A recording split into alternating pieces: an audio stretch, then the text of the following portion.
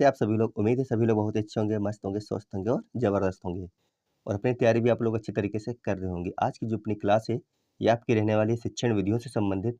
यहाँ हम लोग करने वाले हैं 15 क्वेश्चन और सारे के सारे क्वेश्चन काफ़ी इंपॉर्टेंट रहने वाले हैं। आपके सामने क्वेश्चन नंबर 1, इस क्वेश्चन को आप लोग आराम से पढ़िए और इसका आंसर कर दीजिए, क्या हो जाएगा। इस प्रकार के क्वेश्चन आपके एग्जाम में कई सारे बनते भी हैं।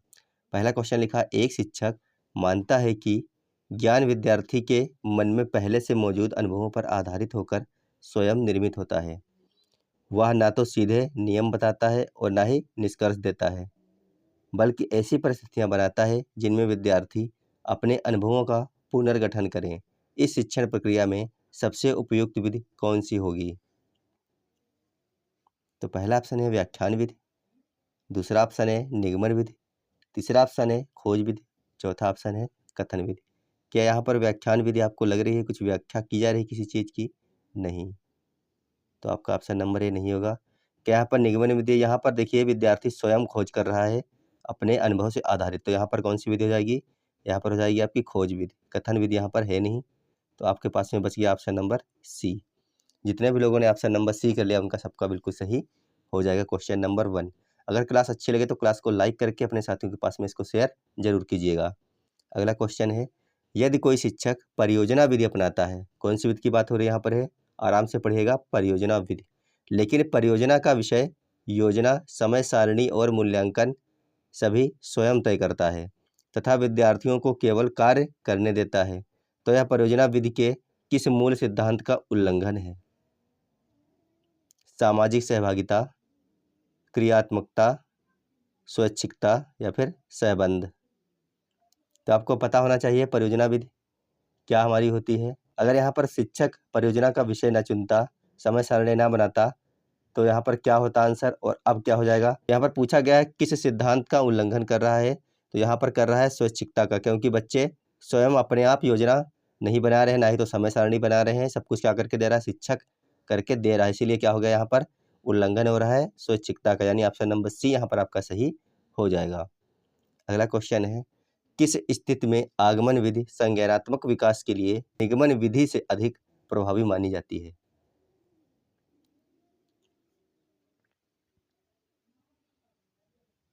पहला ऑप्शन है जब समय बहुत कम हो। क्या यहाँ पर आपका ऑप्शन नंबर ए हो सकता है कि जब समय बहुत कम हो तब आगमन विधि जो है संज्ञानात्मक विकास के लिए निगमन विधि से अधिक प्रभावी मानी जाएगी? नहीं। दूसरा ऑप्शन है जब विद्यार्थी अमूर्त चिंतन चिंतन स्तर पर हो, तो आपका ये भी आपका आंसर सही नहीं लग रहा है। तीसरा ऑप्शन लिखा है जब विद्यार्थी ठोस संज्ञानात्मक अवस्था में हो, तो ऑप्शन नंबर सी यहाँ पर आपका सही हो जाएगा। जितने भी लोगों ने ऑप्शन नंबर सी कर लिया उनका यह आंसर बिल्कुल सही हो जाएगा। अगला क्वेश्चन है, एक शिक्षक प्रश्नोत्तर विधि का प्रयोग करता है, पर उसके प्रश्न केवल स्मरण आधारित होते हैं और किसी भी उत्तर से आगे नई दिशा नहीं बनती। यह सुकराती विधि ना होकर क्या कहलाएगा? क्या खोज विधि कहलाएगा, औपचारिक प्रश्न विधि कहलाएगा, संवाद विधि कहलाएगा या फिर समस्या समाधान विधि कहलाएगा?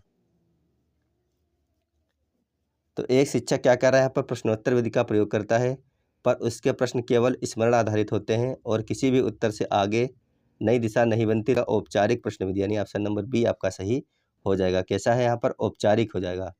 अगला क्वेश्चन है, निम्न में से कौन सा कथन व्याख्यान विधि की आलोचना को सबसे गहराई से व्यक्त करता है? व्याख्यान विधि की आलोचना आपको बतानी है यहाँ पर। यह समय की बचत नहीं करती, यह सभी विषयों के लिए अनुपयुक्त है, जबकि यहाँ पर तीसरा ऑप्शन है यह उच्च स्तरीय चिंतन कौशल को सीमित करती है। चौथा ऑप्शन है यह पाठ्यक्रम पूरा नहीं कर पाती। बताइए इनमें से कौन सी आलोचना होगी व्याख्यान विधि की? तो जो हमारी व्याख्यान विधि होती है यह उच्च स्तरीय चिंतन कौशल को सीमित कर देती है। ऑप्शन नंबर सी अगर हम कहें तो बिल्कुल सही और करेक्ट आंसर इसका रहने वाला है। अगला क्वेश्चन है क्वेश्चन नंबर 6। क्वेश्चन लिखा है, यदि किसी पाठ में भूमिका निर्वाह विधि का प्रयोग केवल पाठ को रोचक बनाने के लिए किया जाए बिना किसी चिंतन या पुनरावलोकन के, तो यह विधि किस स्तर पर सीमित रह जाएगी?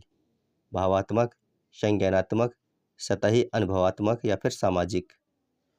काफ़ी अच्छे अच्छे क्वेश्चन हैं और सारे के सारे क्वेश्चन काफ़ी इंपॉर्टेंट हैं और आपके एग्जाम में कई बार पूछे हुए क्वेश्चन भी हैं। ये फटाफट आप लोग आंसर देते रहिए। तो इसका सही आंसर क्या आप ए हो जाएगा भावात्मक संज्ञानात्मक होगा, या फिर सतही अनुभवात्मक हो जाएगा। तो इसका ऑप्शन नंबर सी आपका सही हो जाएगा, सतही अनुभवात्मक। चलते हैं अगले क्वेश्चन पर। क्वेश्चन है, एक शिक्षक मानता है कि सीखना व्यवहार में परिवर्तन है।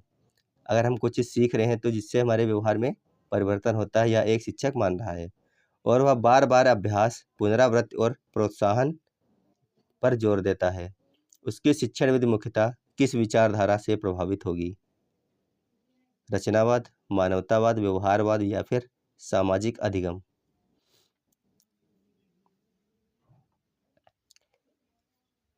आंसर आप लोगों का हो चुका होगा। यहाँ पर जो सही आंसर हो जाएगा वो आपका हो जाएगा ऑप्शन नंबर सी। क्या हो जाएगा? व्यवहारवाद पर आधारित है। अगला क्वेश्चन है क्वेश्चन नंबर 8। क्वेश्चन लिखा है, किस शिक्षण विधि में व्यक्तिगत भिन्नताओं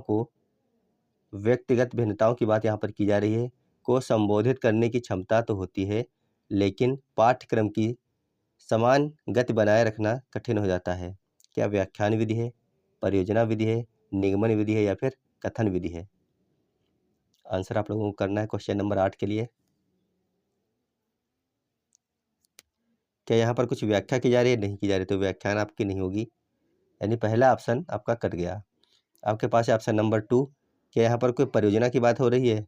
यहाँ पर आपकी हो जाएगी परियोजना विधि, यानी ऑप्शन नंबर बी आपका सही है।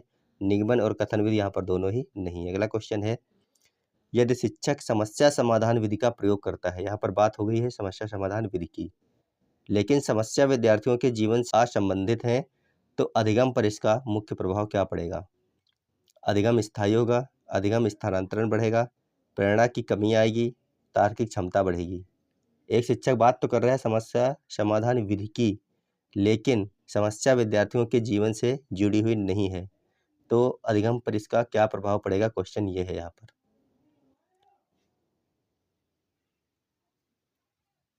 जब विद्यार्थियों से जीवन से जुड़ा हुआ कोई समस्या नहीं है तो विद्यार्थी उसको सही से नहीं सुनेंगे, उसमें रुचि नहीं लेंगे, जिससे प्रेरणा में कमी आएगी, यानी ऑप्शन नंबर सी यहाँ पर आपका सही हो जाएगा। अगला क्वेश्चन है, कक्षा में चर्चा विधि तब असफल हो जाती है जब विद्यार्थी अधिक बोलते हैं, शिक्षक हस्तक्षेप नहीं करता, चर्चा स्पष्ट उद्देश्य से रहित होती है, कक्षा का आकार छोटा होता है।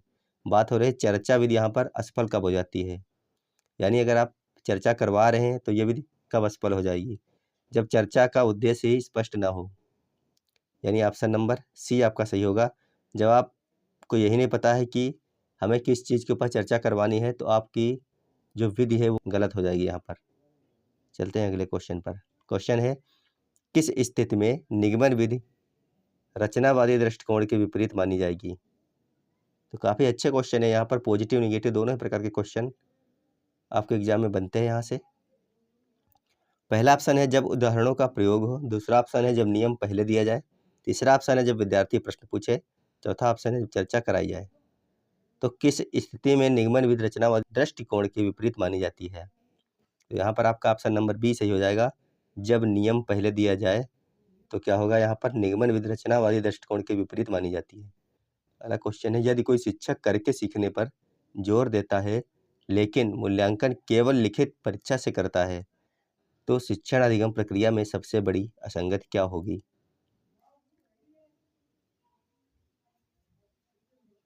विधि और उद्देश्य में, उद्देश्य और मूल्यांकन में, विधि और पाठ्यक्रम में, समय और संसाधन में?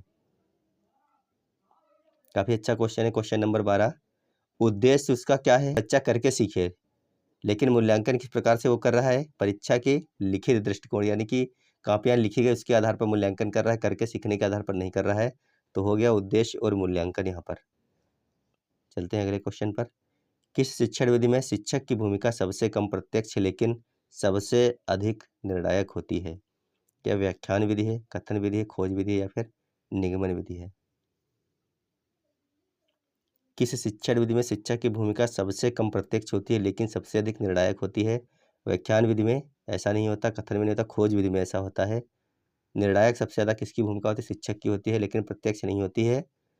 यहाँ पे आपका ऑप्शन नंबर सी सही हो जाएगा। अगला क्वेश्चन है, यदि किसी कक्षा में शिक्षक सभी विधियों का प्रयोग करता है लेकिन अधिगम फिर भी प्रभावी नहीं हो रहा, तो इसका सबसे संभावित कारण क्या है?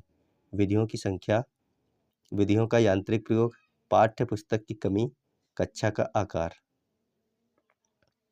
फटाफट आप लोग आंसर कर दीजिए एक बार। यदि किसी कक्षा में शिक्षक जितनी भी विधियां हैं सभी का प्रयोग कर लेता है, उसके बाद भी उसका अधिगम प्रभावी नहीं हो रहा है, तो इसमें संभावित कारण क्या हो सकता है यहाँ पर है? तो यहाँ पर जो संभावित कारण है वो ये है कि विधियों का यांत्रिक प्रयोग। ऑप्शन नंबर बी यहाँ पर आपका सही हो जाएगा, वो यांत्रिक प्रयोग नहीं कर रहा है विधियों का। चलते हैं अगले क्वेश्चन पर। क्वेश्चन लिखा है, शिक्षण विधि का चुनाव करते समय विद्यार्थी क्या सीख रहा है की अपेक्षा विद्यार्थी कैसे सीख रहा है पर जोर देना किस आधुनिक शैक्षिक प्रवृत्ति को दर्शाता है? परीक्षा केंद्रित, विषय केंद्रित, प्रक्रिया केंद्रित, शिक्षक केंद्रित। काफ़ी इंपॉर्टेंट क्वेश्चन है और आप लोग बताइए अभी तक आपके कितने क्वेश्चन सही हो गए 15 में से? इसका आंसर हो जाएगा ऑप्शन नंबर सी, क्या हो जाएगा? प्रक्रिया केंद्रित। अगर आपने 15 में से 12 से 13 क्वेश्चन भी सही सही कर लिए हैं तो आपकी तैयारी बहुत ही अच्छी चल रही है और उम्मीद है आपकी तैयारी अच्छी हो भी गई होगी, क्योंकि एग्ज़ाम आने में 15 से 16 दिन बचे हुए हैं और आपकी एग्ज़ाम सिटी आज आ गई हैं। आप लोग चेक कर लीजिए कि आपके स्टेट में कहाँ कहाँ पर सेंटर बने हुए हैं। और अगर आपकी तैयारी में अभी भी आपको कुछ मालूम पड़ रहा है कि अच्छी तरीके से नहीं हो पाई है, तो आप लोग ये नोट्स बाय कर सकते हैं। सिर्फ 300 रुपये में दोनों ही सब्जेक्ट के नोट हैं और ये नोट्स जो हैं ये काफ़ी इंपॉर्टेंट नोट्स भी हैं, हिमांशी मैम के द्वारा बनाए हुए नोट्स हैं।